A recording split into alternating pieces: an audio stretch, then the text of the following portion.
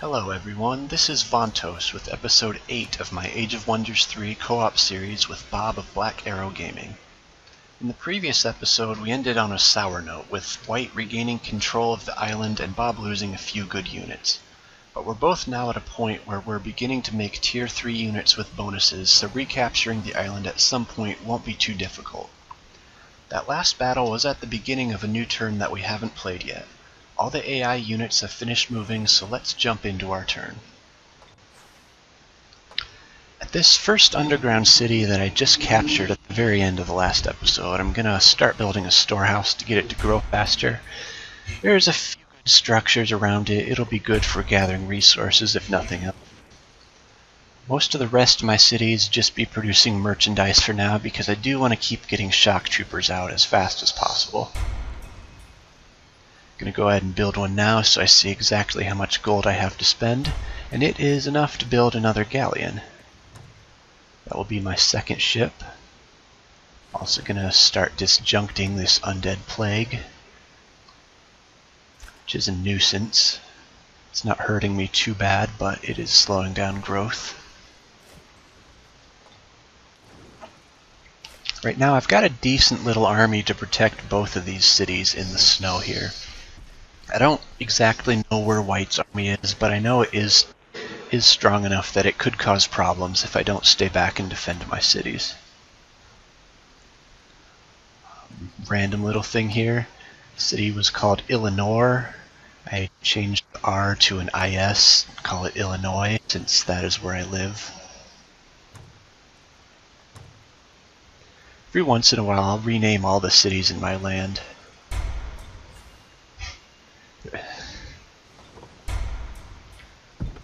Gonna put merchandise in some more cities. And my settler is finished. So I'm gonna send it down here to where I'd like to build a cavalry city. It's gonna take quite a few turns to get there, unfortunately.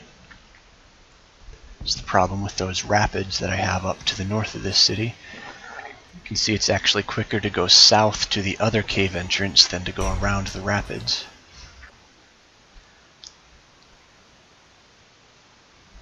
I'm going to keep sending this cherub back and forth to keep an eye on where White's army is, but keep it out of their reach as well. I am able to manage to do that the entire episode. Cannot see their army at the moment, so I'm still not sure where it is. I'm going to keep scouting with my warg.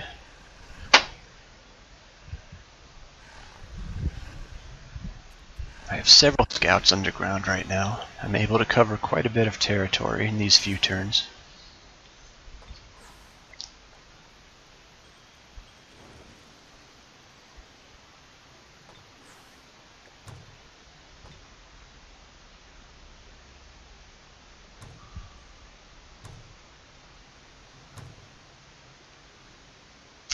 There you can see that Tigran city that Bob, I think was Bob's vassal. Red came in and captured that with a pretty nice army. So Bob's going to have to go back and deal with that.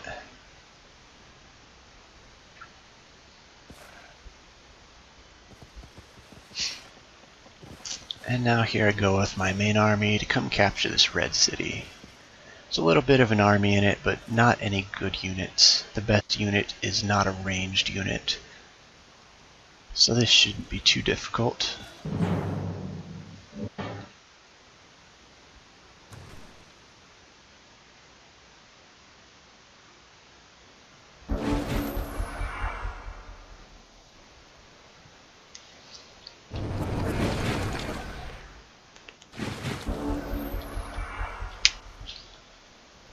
There were probably a lot of ways I could have gone about doing this battle. I could have run all my ranged units forward and just bombed the enemies over the wall. I decided to take a slightly different approach. I'm going to use Absorb on my shock trooper and then send it up ahead of everything else. First of all, something I noticed, the cast stiffen limbs on my shock trooper, and I still don't have Cure Disease or Dispel or anything on any of my units. 3 of the units in this army have Break Control, but not one can heal a stiffened limbs.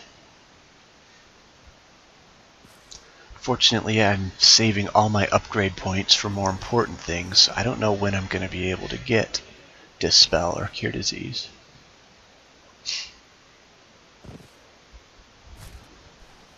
At first, I kind of ran all my units straight forward. I think I was thinking about just bombing them over the wall. But then with Desecration, lowering the resistance of all my units, that's when I decided to just send the Shock Trooper ahead of everything. Put Divine Protection on it. That will cancel out some of the Desecration and some of the Despair that he's having cast on it. That probably wasn't the best attack I could have done. I should have thought that through a little better.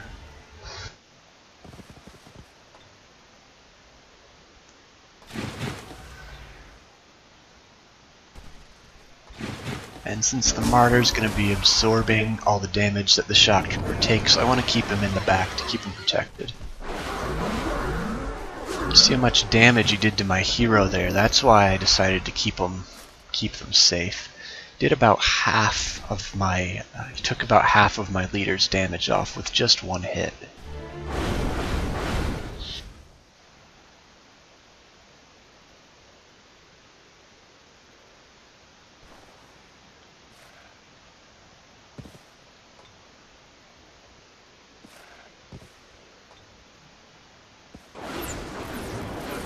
Really should have tried to stun him first before attacking with the Mystic, but it all works out. Able to kill the Reanimator, and most of my other units are pretty much protected from the ranged units on the other side of the wall. I have a high percentage chance of Smite succeeding, and it does, though it doesn't do a ton of damage. They are able to heal most of it right away.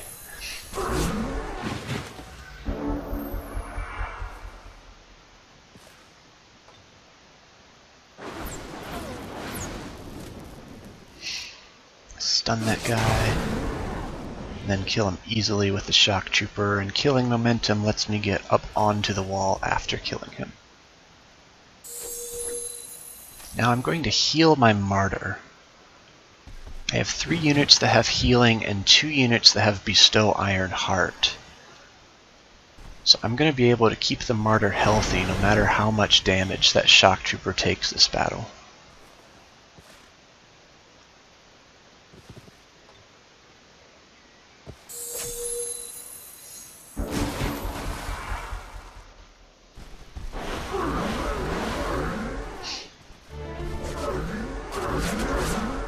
Fortunately, I do get immobilized. It means I can't run in for the attack quite as quickly as I'd hoped.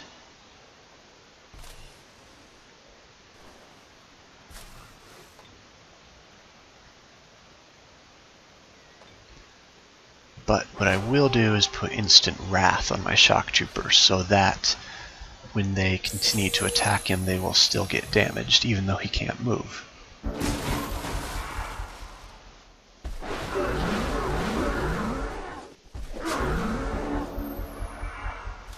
And instant wrath only does 1 damage, but it's 1 more than 0, right?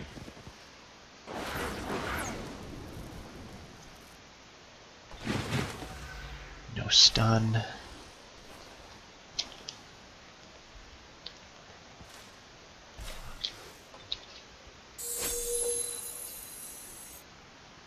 Continue to heal this guy.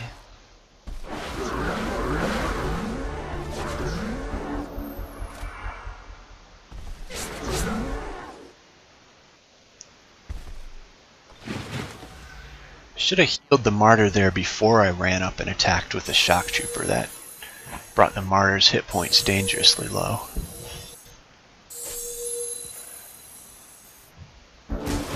But it doesn't matter because I'm able to heal him back to full health.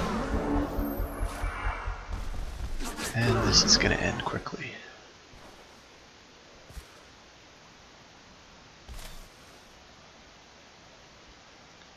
Out of healing for this turn, but That's why I researched harmonizing energy.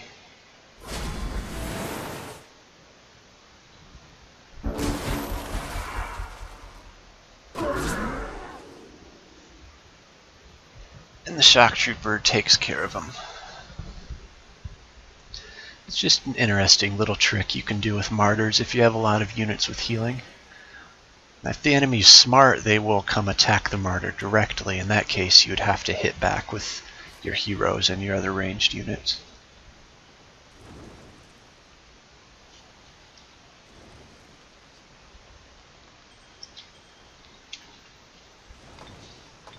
At this point, I've got a choice.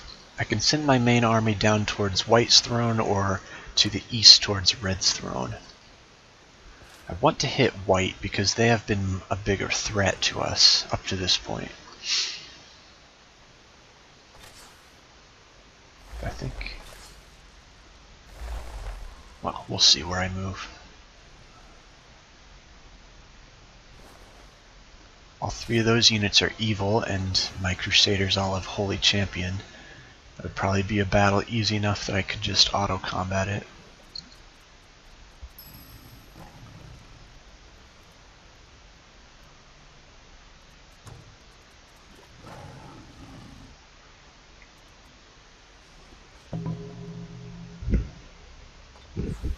Found a fairy city underground.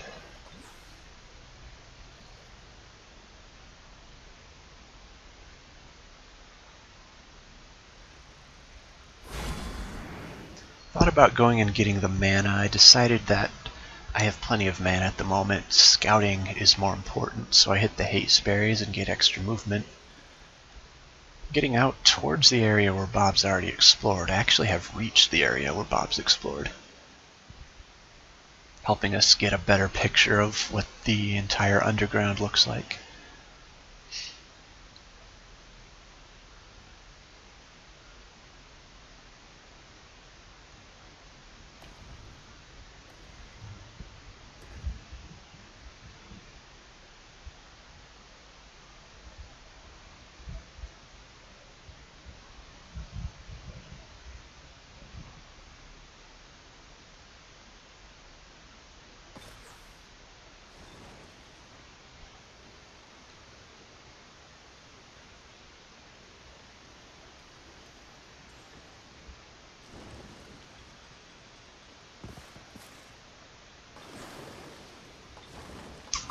I end up sending that army out towards the tomb, which I don't carry on with that. I do end up sending it towards White's throne. That was one space of movement that I wasted there. This will be another easy battle.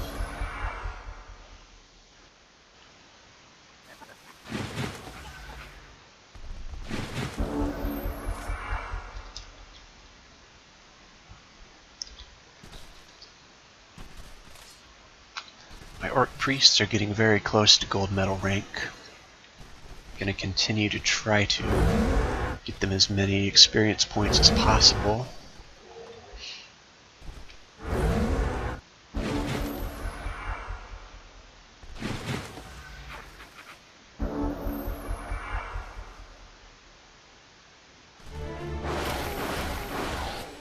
Going to use them all to attack the Subsidian Wyvern.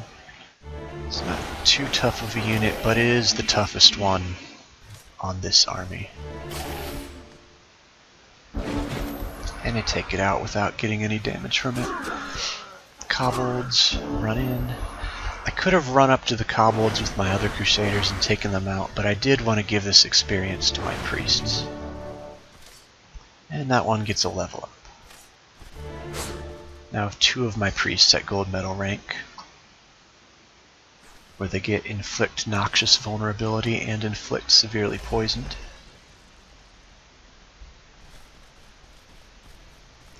This quarry I probably could handle, but with the shock trooper and the priest, I decide it'd be better to just wait until I have a different army down there. If this army loses any units, it'd be tough to get reinforcements down to it quickly.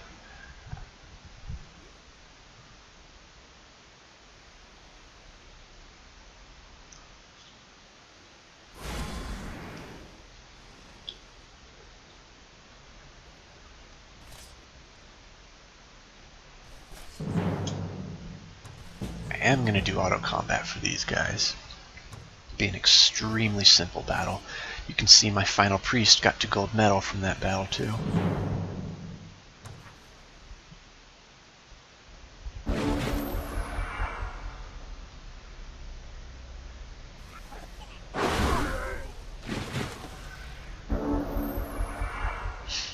And now that all my units are at gold medal, there's no reason not to just use my best attack every time.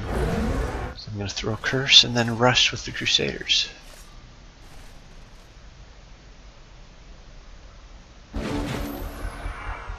Let the enemy pretty much kill itself.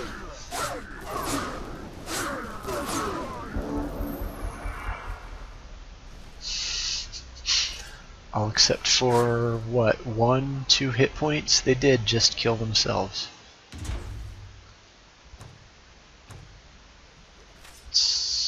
Research points don't help me all that much.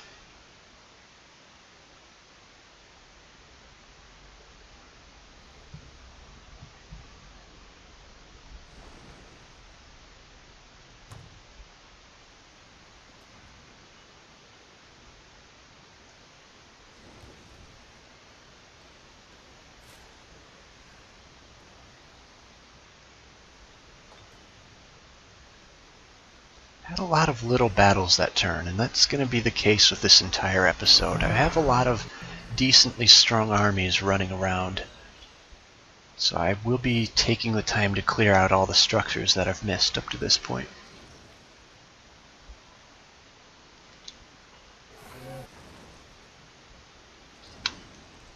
Here I'm waiting for the enemy to make all their moves before I move anything. Really want to see where white's going to go.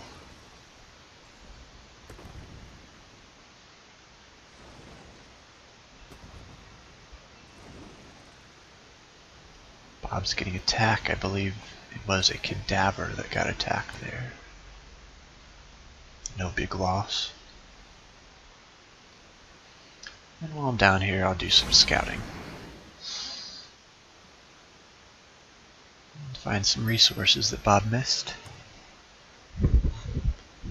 139 gold will basically pay for a shock trooper.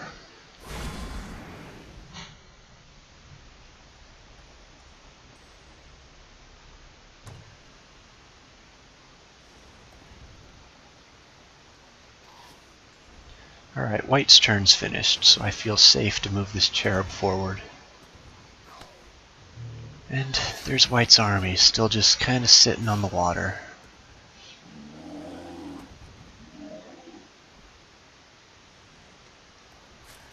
It's going to be a tough army to deal with if we have to take it on all at once, as you saw with the battle at the end of the previous episode. But I do have some pretty good units around here. Some shock troopers, a hero, some nice support units. And Bob's got his king's army on the way.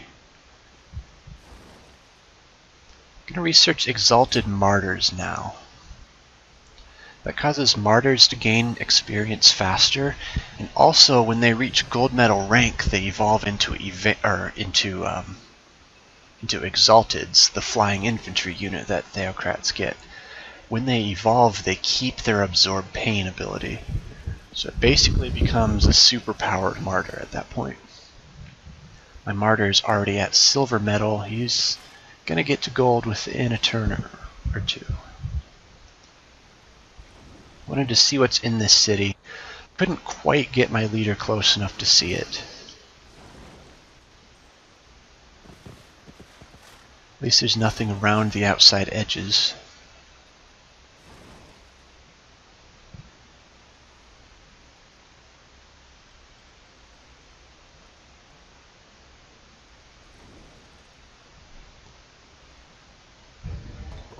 Started thinking more about Engrenost, a city that's just gathering resources at this point, and I realized it has pretty good production.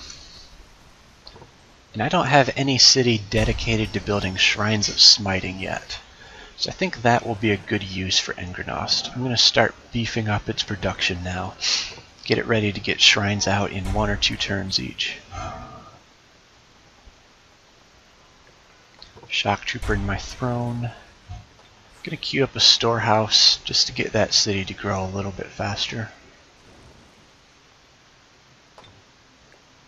I'm about ready to start making evangelists here.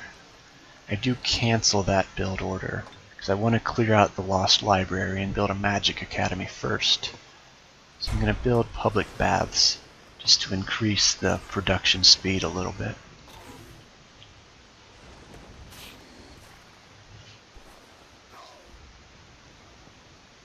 Now that I've seen where they are, I can run my cherub away to safety.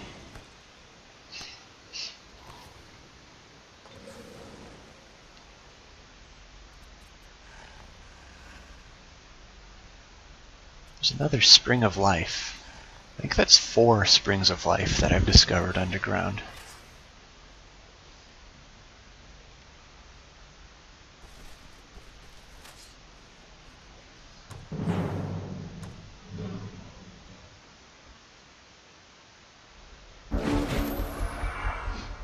Now that I'm thinking about it, I should make my Shrine of Smiting city one with a flow rock quarry. Because they do give bonuses to machine units. I don't think Engranost has a flow rock quarry. So I might have to change my build order around a little bit next time we play.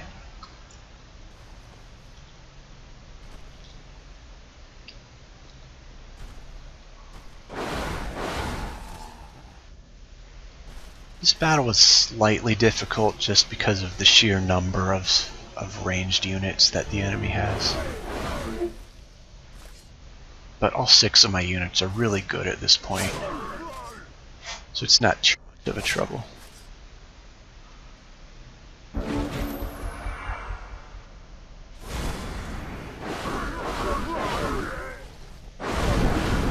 But there you can see they're all attacking one unit. It does take quite a bit of damage. I could have healed it with all my priests, would have been fine. I decided to just go off and run that one crusader away to safety.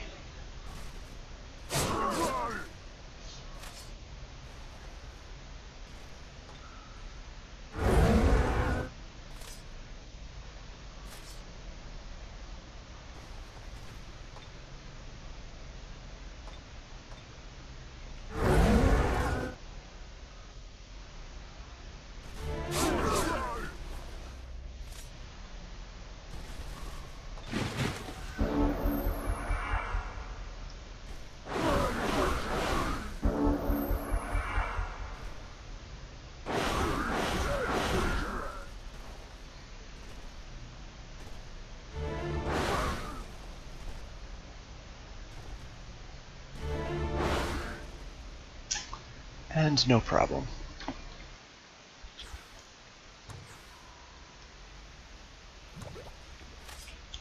Lost libraries give you a spell. I believe it's a spell that you can currently research.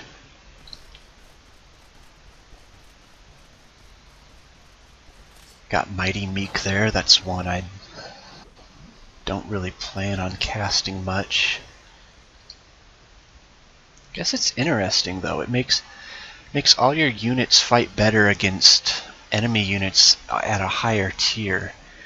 If I have an army with a lot of tier 2 crusaders and tier 2 priests, I could cast Mighty Meek and have them do really well against tier 3 and tier 4 units. They already do beat tier 3 units by themselves. With Mighty Meek, they'd be able to slaughter a tier 3 unit.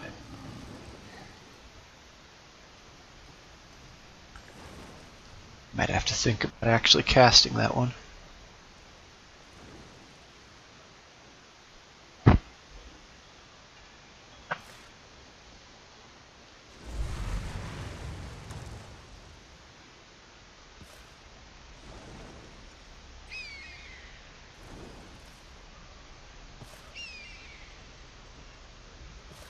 Red's got a pretty tough army.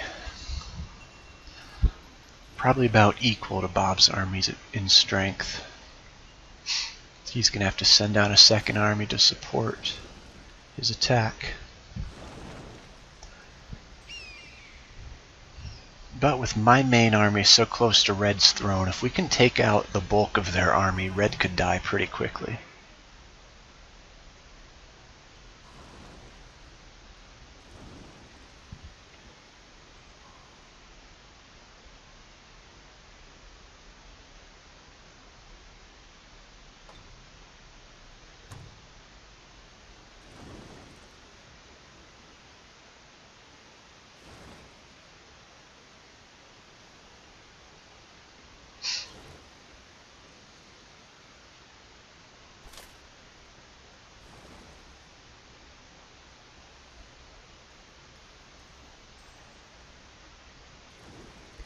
There wasn't a whole lot of time between when I ended my turn and when Bob did, so I didn't skip it this time.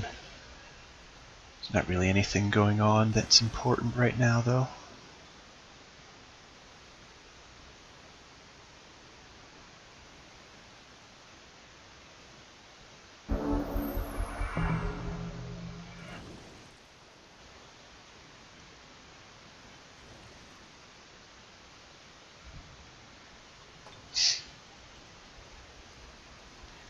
I've got my racial happiness up to cheerful. That's going to increase my governance level really fast. I'm already only 5 turns away from level 4. I don't remember how many points you need to get to level 5, but I will get there before this game's over pretty easily. Gonna have a decision to make though, because both of the choices for level 5 are really nice.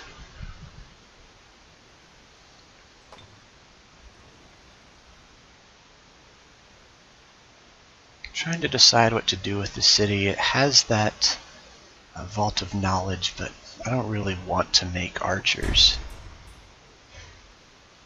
So it might end up being just kind of a defensive type city.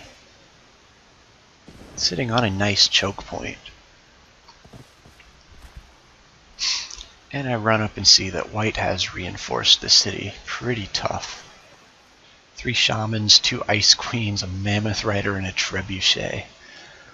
I could probably still win the battle, but not comfortably. Good chance I would lose units. I don't want to lose any units in this army right now. I decided to pull back, actually clear out that tomb this time, and then go after Red.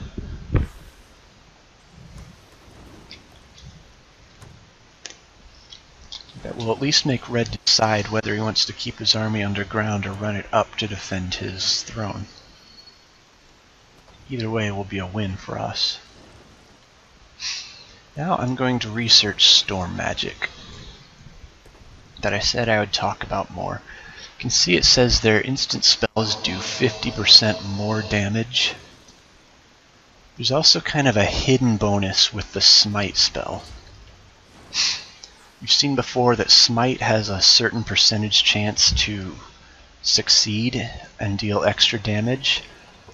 Storm Magic increases that percentage. I don't know if it increases it by 50% or by some other number.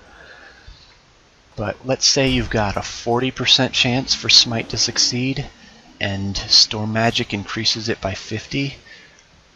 Now you've got a 60% chance for Smite to succeed.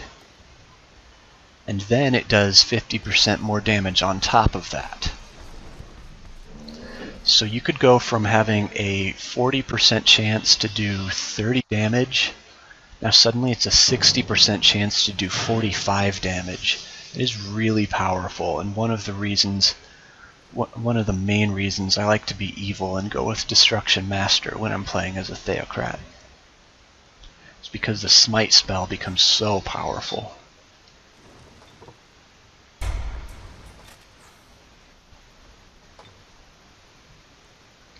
Hopefully I'll get to try that spell out on Red before all the necromancers are dead.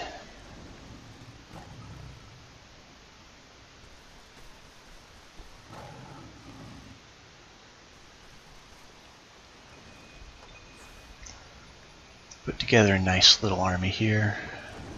Gonna use it to clear out some structures.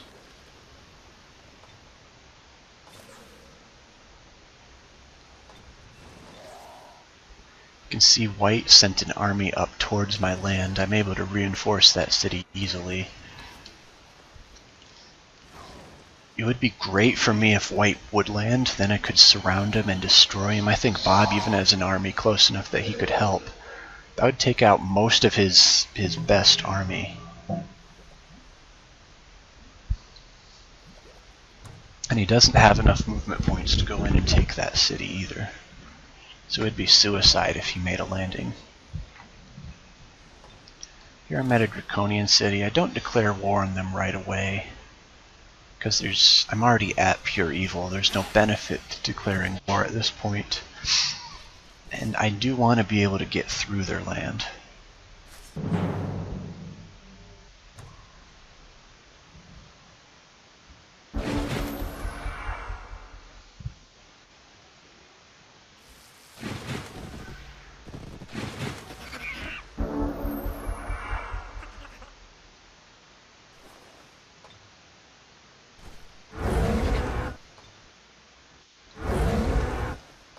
Again, my plan with this army should be familiar by now.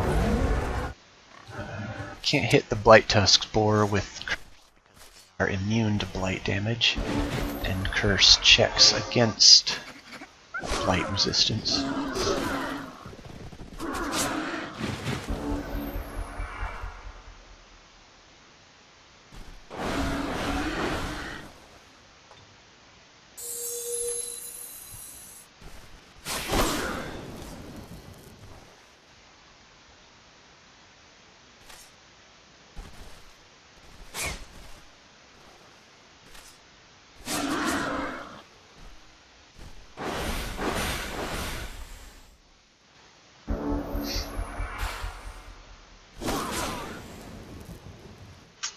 And another easy battle.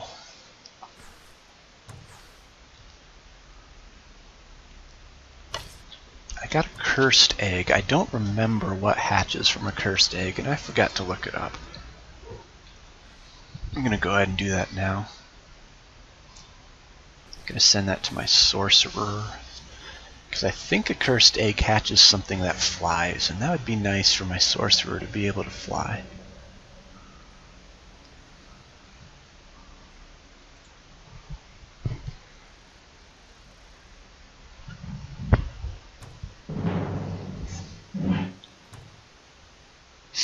Tried to go through the cave and ran into Bob's army that's sitting there defending it.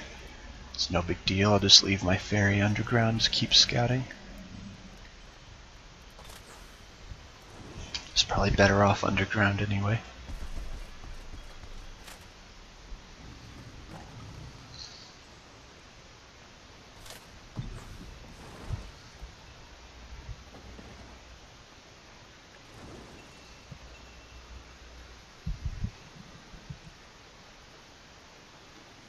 You can see Sanctified Sites got disjuncted again. Once I disjunct this Undead Plague, I will need to recast Sanctified Sites.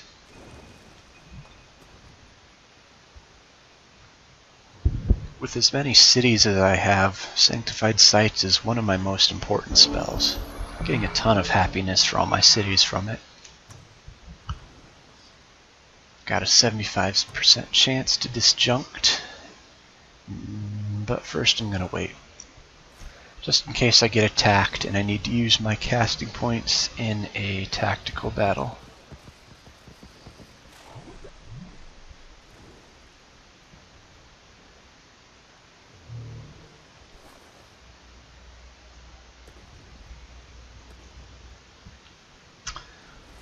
The cursed egg produces a bone wyvern mount. So yes, it is something that flies.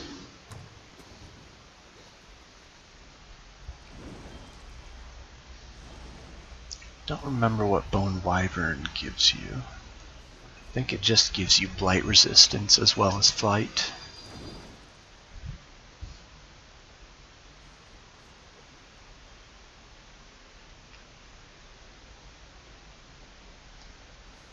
You can see the Draconians have a quest for me. I'm going to take the quest. It doesn't give me any happiness points, and it does give me open borders with them. Or it doesn't give me any good points, and it does give me open borders with them. Unfortunately, they still don't move their units out of my way, and my warg is just stuck there. was hoping to be able to move into their land so Bob could cast Undead Plague on their city. That never ends up happening.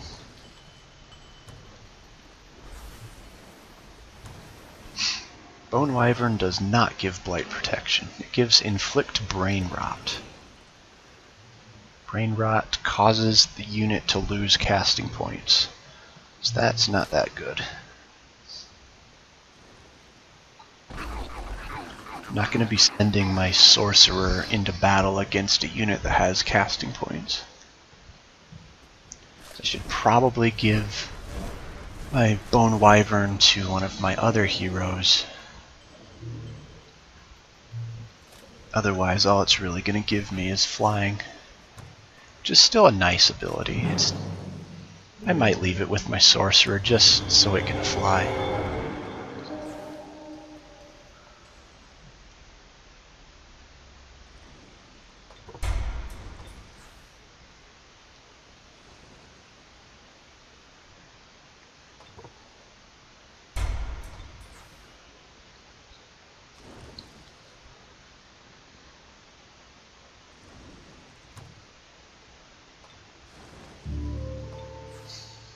I'm going to start casting Sanctified Sights.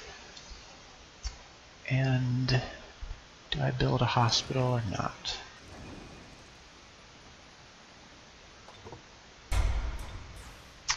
I don't. I'm going to wait on that. But the hospital would give me extra happiness. I might not need it. The Sanctified Sights might get that city's happiness all the way up.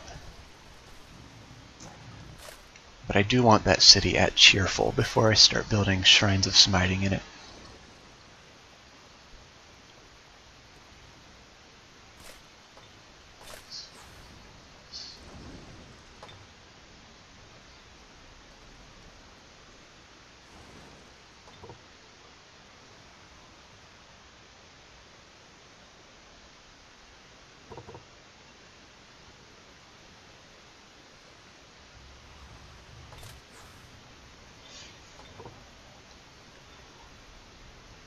Kind of stuck here because Bob's looking inside a structure.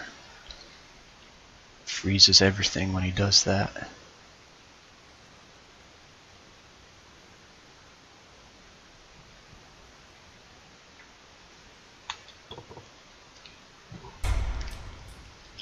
The city up here has a Flow Rock Citadel. Maybe that could end up becoming my Shrine of Smiting city. Actually a lot of Flow Rock quarries around. I have a lot of options for building Shrines of Smiting.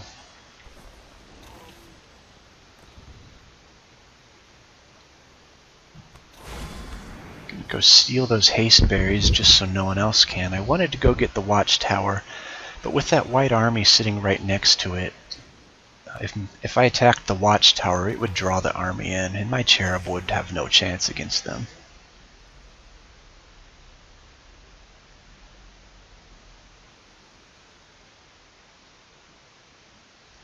Had a decision to make with this army. I could have sent it down towards the land we've already explored underground. I decided to send it towards new land, and I found some Naga.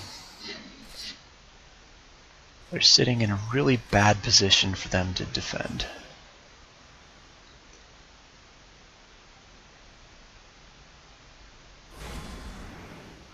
Again, I'm going to take the haste berries so the enemy can't. And I saw just the lost soul. I thought I might be able to run in and take the city. But there is a cadaver sitting in there.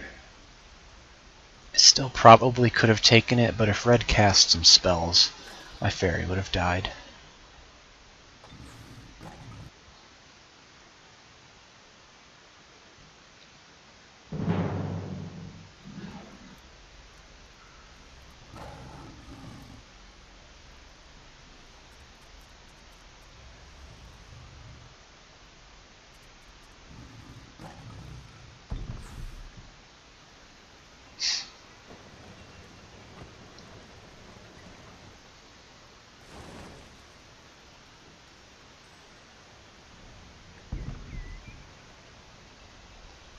Settlers getting closer and closer.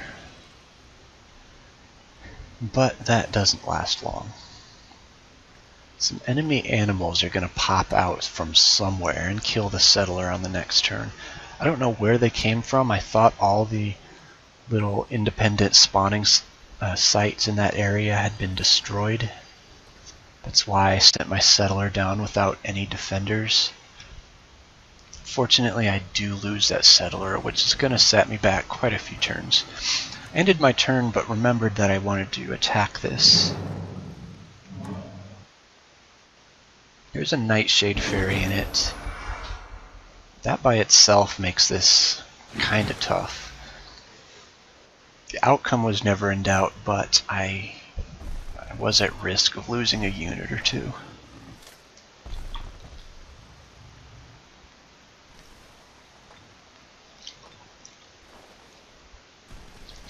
My hero came with the Fire Spit ability.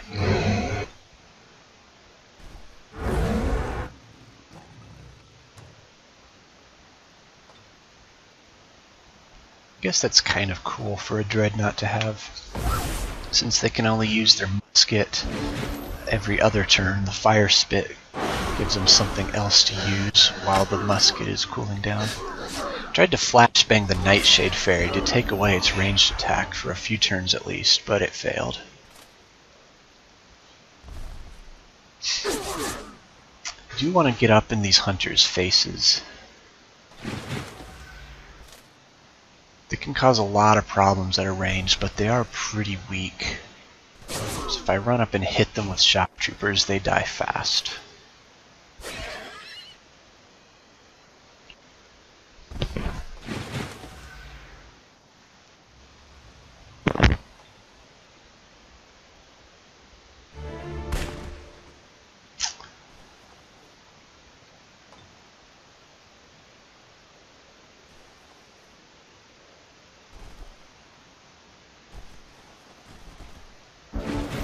Considered healing my shock trooper, but then that would have left my priest vulnerable to the Nightshade Fairy.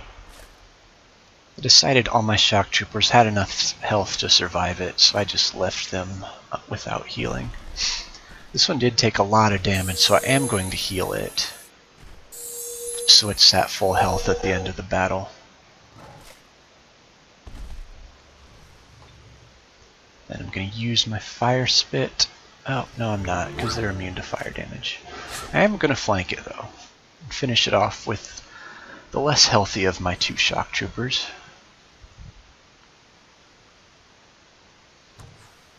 And my reward is a hunter, which I'm going to use to go scout.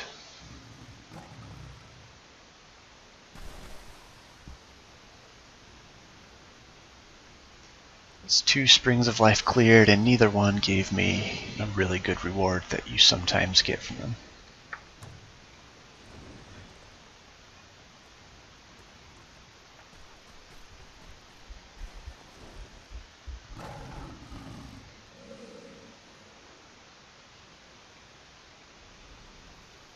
Dwarf Hunter actually makes a really good scout, because hunters have forestry. They move through forests faster. They're hidden in forests. They're hidden in mountains. They have swimming, but the Dwarf Hunter also has mountaineering, so they move through mountains faster. It makes a Dwarf Hunter about as good as a flying unit in terms of scouting ability.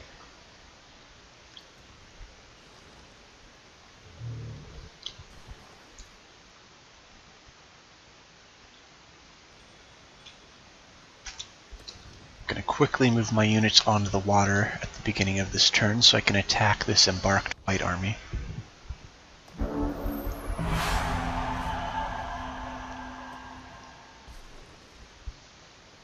Fortunately, that means my units get spread out a little bit.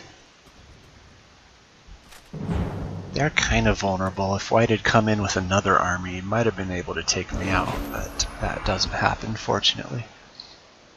This is an easy battle. Embarked, that bear and that mammoth are pretty useless. The trebuchet gives me a few problems, but nothing I can't handle.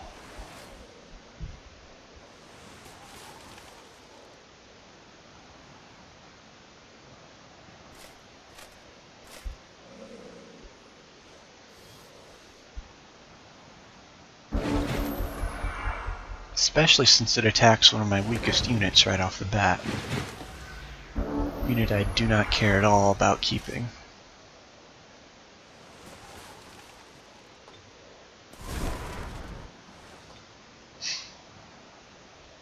Gonna use Rust Strike. Does quite a bit of damage to the trebuchet, also gives it deteriorated, which I think weakens it to attacks. Not entirely sure what that does actually. Something else I need to look up.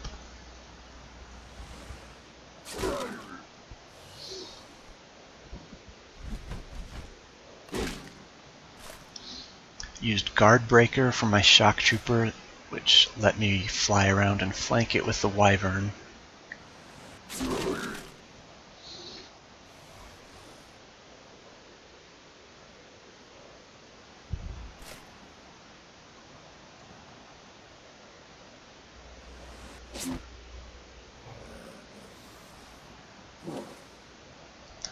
Deteriorated gives a unit -4 defense and -8 physical strength. So that's okay against a trebuchet. Not sure if the physical strength affects ranged attacks or melee attacks. The trebuchet's ranged attack is a physical attack, so if it does affect ranged attacks, it would hurt the trebuchet's attack strength by quite a bit.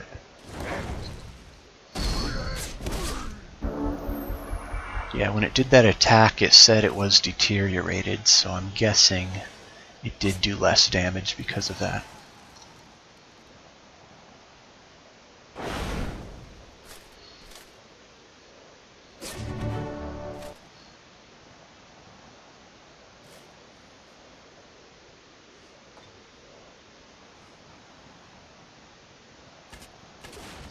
Finish him off with the hero for the experience.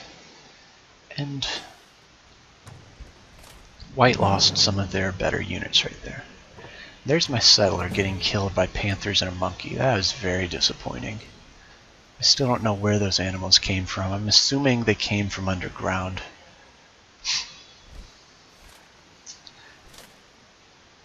Just wish I knew where the monster den was that they spawned from.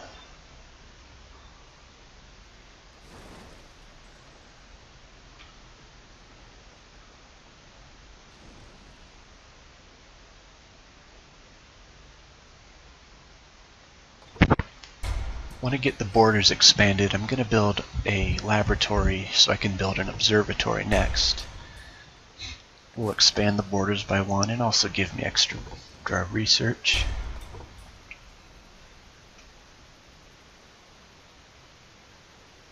I'm getting quite a bit of research at the moment, but I'm sure I'm still lagging behind the AI's research abilities. They seem to get some pretty big bonuses there on the Emperor level. Gonna queue up another settler. This time I'm gonna send it down with some shock troopers and a priest or two as bodyguards.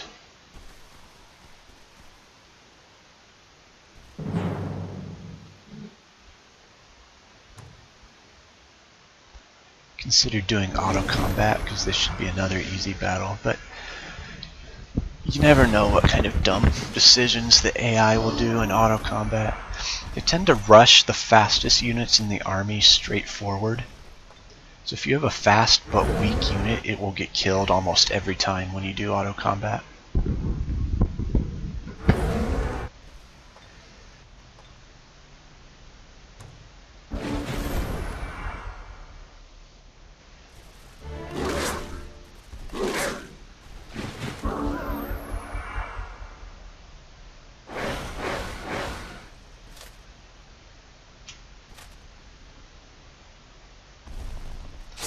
Gonna go get in the Elder's face. Does quite a bit of damage with his fire strike since I'm immolated, but it's not really a big deal.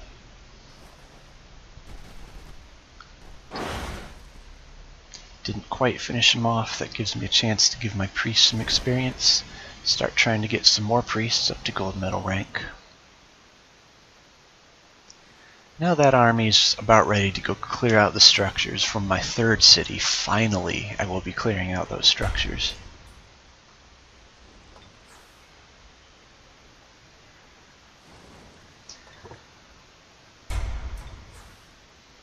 Keep forgetting to look when my video's on Engranos to see whether it has a flow rock quarry. I don't think it does. I think I would remember it if it did. That'd be really nice.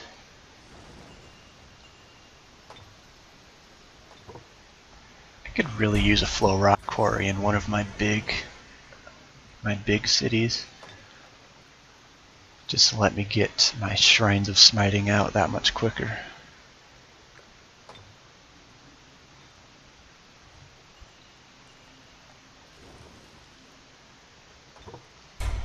And I'm considering building an evangelist. I go back at the end of this turn and cancel that because I do want to clear out that lost library and get a magic academy built first to get my evangelist extra attack and extra resistance. At this point I've given up on the Draconians moving his units out of the way. I am going to run all the way around. This army, I'm going to attack this terrible position the Naga set their units up in.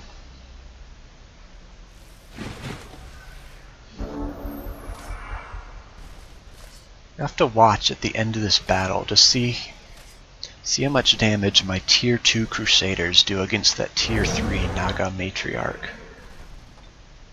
It's pretty crazy.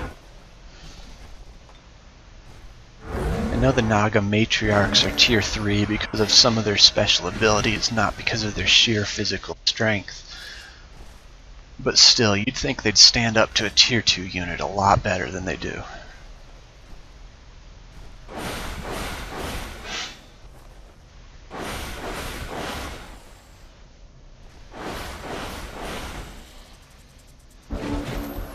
Able to kill that guy in one turn, which is nice since the Naga do heal damage every turn. Throw Curse does nothing. Slows it down. But since I'm going to be setting all my units up in defensive position around it anyway, slowing it down didn't do a whole lot for me. Gave me extra experience. You see that? My Tier 2 unit just did 30 damage. The Tier 3 unit did 2 damage to me. And I had lifesteal, so I healed my health back. So I'm just going to leave them on defensive, even though it regrows.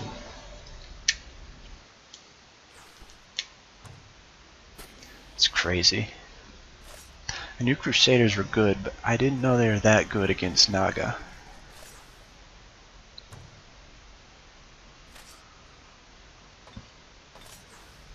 The city's undefended, so I was able to run up and take it. I considered plundering it, since it does look like a pretty terrible dwelling. There aren't any structures in its border except for... I didn't see what that was. Up in the northern edge of it. But since it is kind of out here, pretty far away from any of the enemy's lands, I do decide to just absorb it. I think in the long run it's going to produce more resources than plundering would produce. And if I have a chance, I can grow it up to be able to build Reed Serpents and Gluttons, which are both really nice units.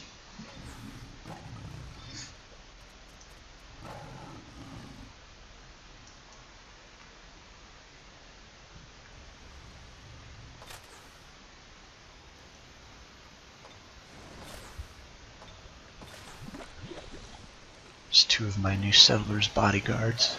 Should be more than enough to deal with a few animals. And here I go into the tomb. Do have a Tier 3 unit, that Deathbringer. It's gonna run up and hit one of my heroes pretty hard, but it's no big deal. There's not a whole lot that this army can't handle right now. was hoping I could kill the Deathbringer before it... Couldn't kill it, couldn't stun it. It does regain some of its health.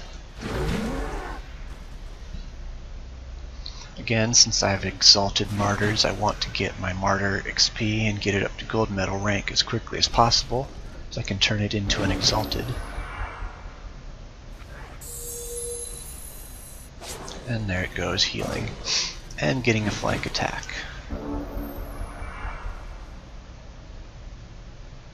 But it's no big deal, and it does give me a chance to get my martyr some extra experience.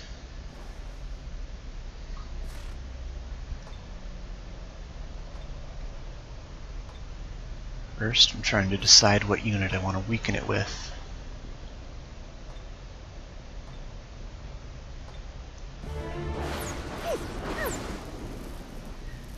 Doesn't stun it, but it does weaken it enough that I can run up and hit it with my martyr. And I do basically minimum damage, which lets the Deathbringer hit me back, which just lets my martyr get in an extra hit and extra experience.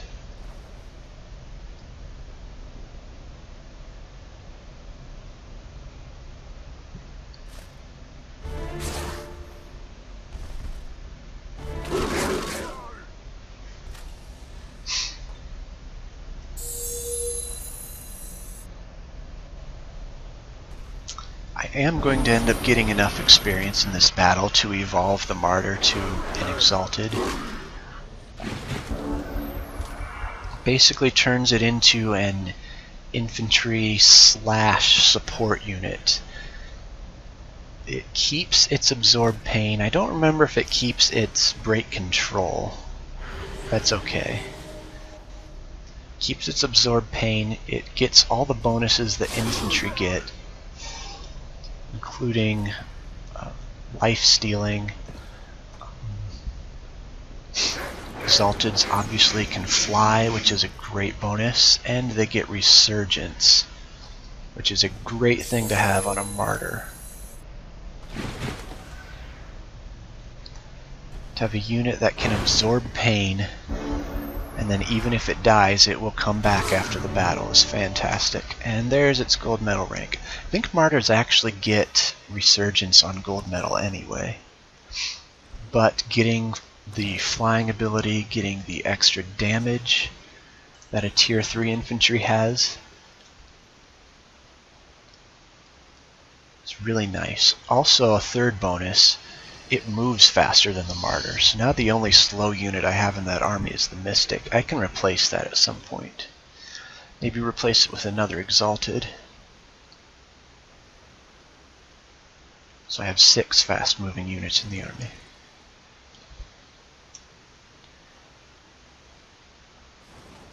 Hope I scroll down, because I want to see if I still have break control. Of course I don't scroll down. But that army is now going to head off towards red. Shouldn't have too much difficulty with them.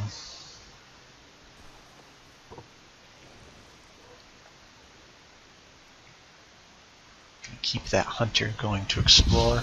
Notice that brown either captured or vassalized the Archon city. That's okay. I have an army moving in that direction. I'm going to go take that city as soon as I can.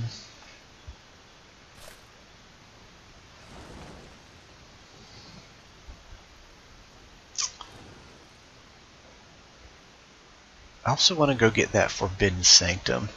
The extra mana, 30 mana per turn, is nice, but it will also give me extra bonuses for any support units that I build in that city, which is currently my priest city, but I might start building evangelists in it as well. That's about it for this episode. Now let's take a look at the map. You can see black and purple borders are Bob's and my borders. Have expanded a little bit down into red's area. I've marked the location of red's, white's, and orange's throne, question mark for where I think brown's throne is, Still have not even seen one of Teal's units. That's a little bit concerning because they are a theocrat. They can cause problems to me or to Bob. We don't want them to grow up too much. I was actually thinking after my settler got captured and killed, I was trying to decide whether to build another settler, because it'll take me about 25 turns to get a settler built, get it down to that spot, get the city built up. About 25 to 30 turns before I'm ready to start making Black Knights. I was trying to decide whether that's even worth it. But then I remembered we've barely seen brown, we've barely seen orange, we haven't seen teal at all. Getting a sudden influx of cavalry about 25 turns from now might be exactly what we need. So I am going to still continue to build that cavalry city up. Maybe make another couple cities to take over some of that land up in the northwest as well. The arrows are our army movements. Bob's army is going to go take that island and try to hold it until we've taken care of the enemies in the area. I have several armies above ground right now, all moving in different directions. My main army is heading straight towards Red's throne. And once I've got that, I don't know what I'm going to do with it.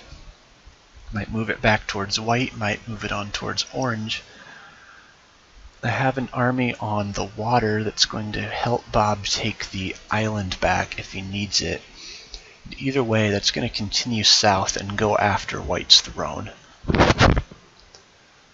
I have an army up in the northwest that's going to clear out the structures around my third city, and then continue southwest and deal with that Archon city, deal with that Fairy city, then either push on into Brown's area or stay back and clear out some of the structures in the northwest if I decide to build a city up there in the short term.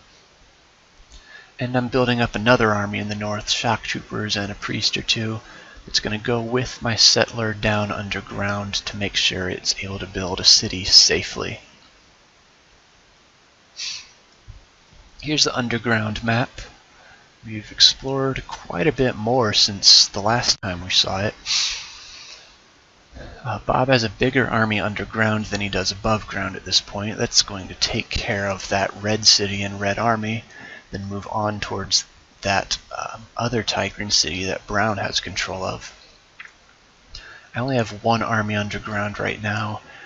It's at the Naga city. It's going to make sure I'm able to hold that city and then continue south. Maybe linking up with Bob's units down in the south, maybe continuing to the southeast. Orange might be down there, red might be down there. Who knows what I'm going to end up finding. And then you can see my other army, where it's going to move with the settler, where I'm going to build a cavalry city. Thanks for watching. Be sure to subscribe if you have not, and check out the first 7 episodes if you haven't seen them. I've linked to Bob's playlist in the description. Go check out his videos. On his videos we have some live commentary from him. You'll be able to see his perspective, you'll see his battles. You'll also hear him and I discussing strategy quite a bit. There wasn't a whole lot we discussed in this episode, but when we end up fighting against White and Brown in some co-op battles in the future, we will have a lot that we'll need to discuss together. Thanks again, and I will see you next week.